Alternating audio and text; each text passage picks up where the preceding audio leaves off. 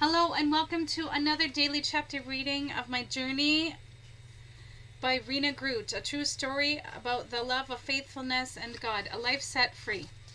My Father, nothing in all creation is hidden from God's sight. Everything is uncovered and laid bare before the eyes of him to whom we must give account. Hebrews 4:13. Sidney Finney alias Rena Taylor. Life is full of choices. No one in their right mind wakes up one day and says, I want to see how many stupid decisions I can make today. The choices just jump out of us without warning, and without thinking we make decisions that affect the rest of our lives. The day that changed everything for my father was the day he chose to kill a man.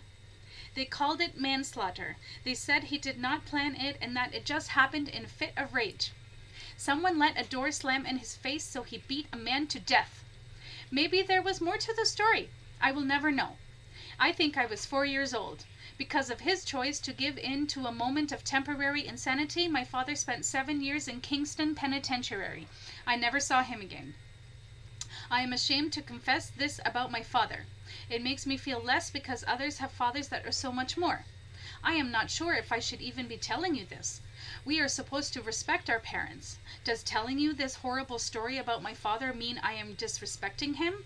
If so, I apologize, but you needed to hear that part of the story to understand why my life took such strange turns. After the surgery, my mother had to work to support us, so I was left in the care of the very elderly, stodgy Mrs. Diamond. She ran the boarding house we lived in, and I had the distinct feeling she despised children. That was the era when children were supposed to be seen and not heard. To be fair, I must have been a trial to her. My grandmother had given me an independence that would never exist today. I was free to roam to English Bay and play in tide pools and wander back to my grandmother's place with all my treasures. Grandmother said I used to collect the neighborhood kids and sit them down on the sidewalk and have a lesson about my starfish and other tide pool treasures. So it really was not my fault. I had no idea I was supposed to ask Mr. Diamond permission to take her cat for a walk. The fact that her cat did not want to go for a walk, so I had to chase him around the coal cellar and the basement to try to capture him, did not seem naughty to me. I saw people walking their pets on leashes, so I thought I must put a rope around the cat's neck. I meant no harm. The cat was unscathed, but I think Mrs. Diamond was certain I was planning mayhem and murder with her coal dust-covered cat. She was unimpressed. I never did get to walk her fat, fluffy tabby cat. The final straw for Mrs. Diamond was the day I decided to go to the corner store to buy my dad some socks. I knew he was far away, and for some inexplicable reason, I thought he might need socks.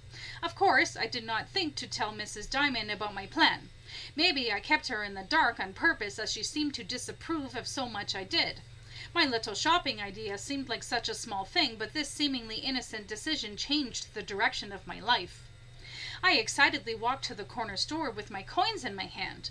There are some things that happen in life that are burned in your mind forever. This is one of them. As I walked, I noticed a man sitting on the curb. I thought he looked lonely, so I sat down beside him to say hello. That is when I noticed he had no socks on. I invited him to come to the store with me so I could buy him socks. We walked to the store where the clerk kindly said my coins were just enough for socks. I might have had a few pennies. To show his gratitude, my friend invited me to go to his house for milk and cookies. I still recall the euphoria I felt. My new friend had socks, and I was getting milk and cookies. Could life get any better? While walking along together, my friend suddenly turned to me and with a grotesquely distorted face yelled, "Run! Get away from me!" I believe God was protecting me because my friend obviously was not planning milk and cookies. I wonder if that man's conscience would not allow him to hurt me. I was in complete shock as I started running down the street.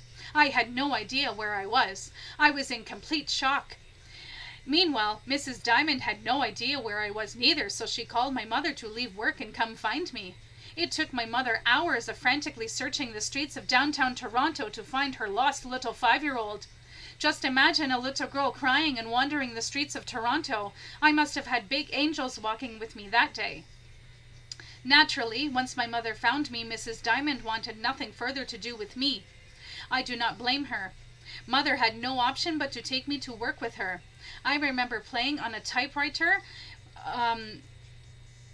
at Wolf Transmission, oblivious to the chaos I brought to my mother's life. I think my mother must have been desperate for any solution. She was only 25 years old. Her boss suggested that I stay with his daughter's family in the country until my mother could make for other arrangements. And her husband was in jail. That was the beginning of my living with other families for several years. I do not blame my parents. I am sure if they could go back and make different choices, they would. I am not sure how long I stayed in the first house. I remember being terrified there. It was so unfortunate the boss forgot to tell my mother his daughter was psycho. The place smelled like boiled cabbage and urine. I remember being told if I was naughty I was going to be thrown down a well in the yard. I don't remember sleeping there. I think I lay awake each night with post-traumatic stress disorder. I had lost my beautiful grandmother, my tide pools, my father, my mother, Mrs. Diamond's fat cat, and I was with people threatening to murder me if I did not behave. Could life get any worse? No 5-year-old should ever have to go through such horror or live with such people. One happy day, my mother came to collect me. I was relieved to leave the smells and the scary well that disobedient children were thrown into. But sadly, my mother had no plans to keep me. I was 5 when I was sent to live with the Zima family in Scarborough, Ontario. I am not sure how my mother found these people. I admit they were nice when they were sober. They had a girl a year older, Avely, and a girl a year younger, Wendy, than me. I remember the parents having drunken screaming fits and hurling plates at each other. It was a very stressful place to live. When I was naughty, and that seemed to be often, I was made to eat dry, hot powdered mustard powder and sleep in the dark, dank, unfinished basement. In case you did not know, unfinished basements are a source of terror to a 5-year-old. These are some of the longest and scariest nights of my life. The Zimas went to a Catholic church. This is when I first started to trust in God. I had to have naps in the afternoons, and often I would just lie there and watch the curtains blowing in the breeze while flashes of sunlight danced across the walls. I would just lie there and feel God's presence. I knew He was with me. I remember being so excited to start school when I was 6. I loved school, even though I had the distinct impression the teacher did not like me. Maybe somebody told her who I was. A nobody. A child who did not belong. The daughter of a murderer. Living with people who said she was a naughty, a burden, and a bother. I remember standing in the hall a lot that year. Maybe that is why I have such compassion for children. I remember the shame of being left in the classroom on the last day of school while the other children went outside to eat ice cream with the teacher as a farewell gift. Maybe I was a basket case from the trauma I had already experienced. I am sorry that teacher did not show me love and compassion, but I am thankful that because of that experience I could never shame or humiliate a child. The memory is just too vivid. It was New Year's Eve, 1960, during the Cold War. Air raid sirens seemed to be blaring incessantly in Scarborough, Ontario, because people were afraid the Russians were about to attack. Maybe that is what drove people to drink? The Zimas were out celebrating New Year's Eve, but as they were driving home, their car had a flat tire. Mrs. Zima was inebriated. She tried to flag down a trucker to help them and instead walked in front of the truck and was killed instantly. I cried with the family. I do not realize this meant I would be leaving. The next puzzle piece was about to be put into place. Aside from being with my precious grandmother, this next piece is the only beautiful piece from my childhood. The Morgans were lovely, kind, godly people. They had 2 adult daughters, Florence and Yvonne. Mr. Morgan built a boat and named it after me. The Morgans loved me like their very own child. I desperately wanted friends, so I told the children at school it was my birthday party and they were all invited. There didn't seem to be much enthusiasm, so I kept embellishing the story and said there would be a clown and there would be kittens to give away. Obviously, the dry hot mustard at the Zimas did not cure me from being a liar. There was no party. It was not my birthday. The Morgans and I went camping that weekend at Algonquin Park, and then we returned. There was a birthday gift sitting on the step. Our little girl believed me. Bless her heart. Mrs. Morgan made me take the gift back to the girl's house and apologize for the lie. The little girls insisted I keep the gift. It was the first time in my life I did not want a gift. I remember the Morgans taking me to a beautiful old church with huge stained glass windows. I firmly believed in God by now. Once a little boy and I got into a verbal fight in the Sunday school class because he dared say there was no God. I was incensed that he doubted God's existence. The Morgans were from Newfoundland. Mr. Morgan had worked in the coal mines and the coal dust had settled in his lungs. I did not know he had tuberculosis and emphysema. I just knew he coughed a lot.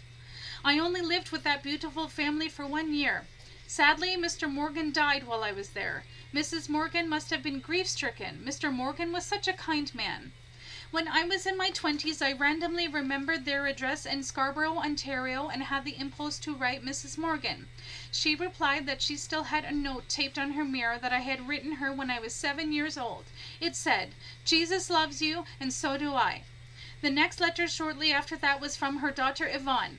The letter said Mrs. Morgan had passed away. Yvonne sent a ring that her mother wanted me to have. I had written just in time to thank her for the love and kindness she showed me. My mother then packed me off to the next family, the Springers. My first impression was was a lovely family. I was excited to live on a farm in the country. They had a little girl who seemed pleasant, two dogs, and a monkey. What could be better? I have often wondered if they ever regretted how they treat me. Again, I really wonder how my mother found these people. The first morning I awoke at the Springers' home, I was hopeful this was going to be a happy place to live. The first morning there were 2 chairs placed at the foot of my bed.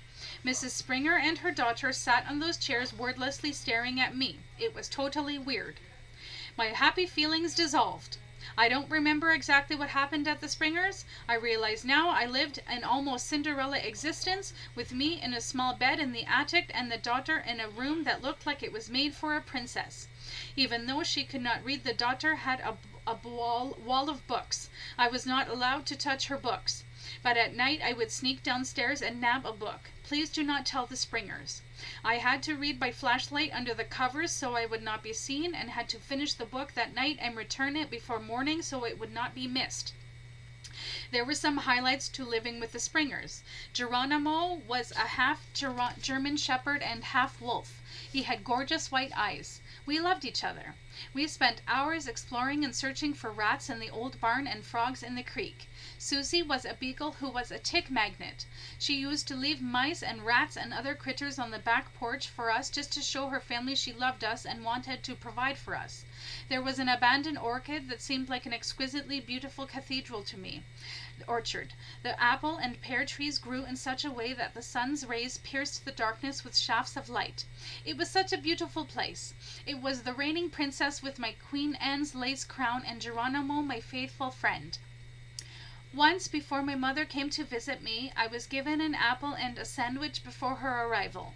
I remember thinking it was the most beautiful meal I had ever seen. I don't know what I normally ate. The Springers treated me with kindness the day before my mother's arrival. I would think everything was going to be fine now, so when my mother would ask me how things were, I would say everything was great. The Springers would be kind for the day, but as soon as my mother left, their faces would change and I would realize nothing had really changed. I am not sure why I was so easily duped. This is the saddest story about my stay with the Springers. Once on a visit to my mother's home in Toronto, I was sitting in the bathtub when my mother walked in. She asked why I had so many bruises. I had to think quickly to fabricate a reply. The truth was, Mr. Springer had asked me to rake a huge backyard full of leaves. After a while, my hands were blistered and sore.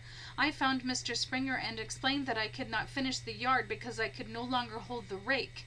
Somehow I thought he would be compassionate. It was not his day for compassion. His response was to take me to the barn. I guess he didn't have anything else that was suitable to teach me not to be so rebellious, so he used the crop of his whip on me. So when my mother saw the bruises, she was understandably concerned.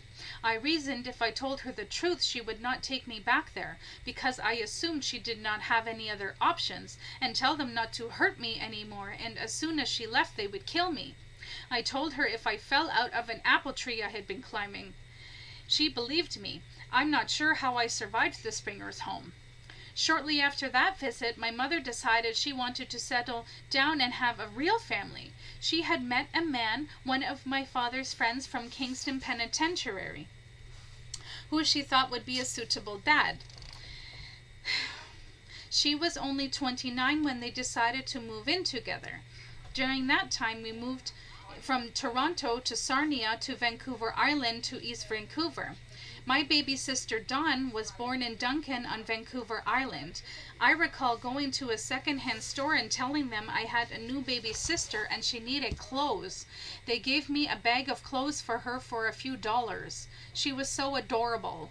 While living in Duncan, some children told me my reclusive neighbor lady was a witch. I did not believe them, so I went over to say hello. The witch turned out to be a beautiful elderly Christian lady. She took me to church with her. I remember going to the front and asking Jesus to be my savior.